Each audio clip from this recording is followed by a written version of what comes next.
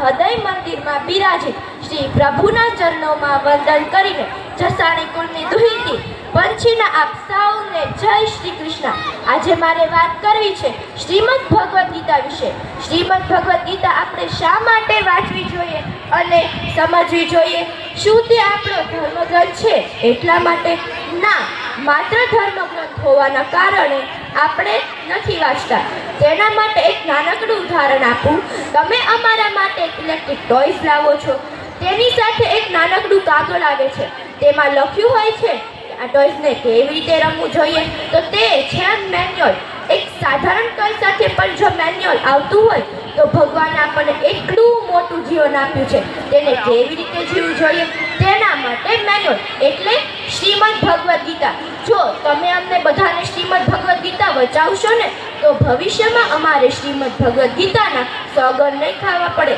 વચાવશો ને બધા?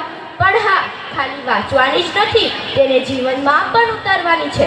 કારણ કે શ્રી કૃષ્ણ ભગવાને શ્રીમદ ભગવદ્ ગીતામાં કહ્યું છે કે કોઈ પણ મનુષ્ય તેના સમગ્ર જીવન દરમિયાન કોઈ પણ સારું કામ કરે કે ખરાબ કામ કરે, તેના પાછળના સૌથી વધારે જવાબદાર તેના માતા પિતા જ હોય છે. કહેવાય છે ને, ગાડીમાં બ્રેક ના હોય ને તો એક્સિડન્ટ થઈ જાય, અને જીવનમાં સંસ્કાર ના હોય ને તો સત્યનાશ થઈ જાય. આ સંસ્કાર કોઈ બોલમાંથી નથી મળતા, આ તો ઘરના માહોલમાંથી મળે છે. એટલે જ કહું છું ને, જેવું તમારું ઘરનું વાતાવરણ એવું જ તમારું બાળક છે. બાળક તો બસ ઘરનો અરીસો છે, માટે જરા સંભાળજો. અમને અને અમારી આવનારી પેઢી માટે જમીન, જાગીર કે સંપત્તિના વારસા નહીં આપો તો ચાલશે, પણ અમને સારા સંસ્કારનો વારસો અને સારા ચરિત્રનો વારસો આપજો. સાત સમંદર પારના લોકો સમજી ગયા છે કે શ્રીમદ ભગવદ્ ગીતા શું છે.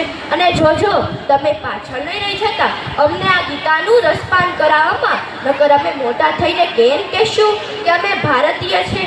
એટલે વધારે તો કાંઈ નથી કહેતી, પણ એટલું તો ચોક્કસથી કહીશ, શ્રીમદ ભગવદ્ ગીતા એ તો સિંહણનું દૂધ છે, જે પીશે ને એ ચોક્કસથી ત્રાળ પાડશે.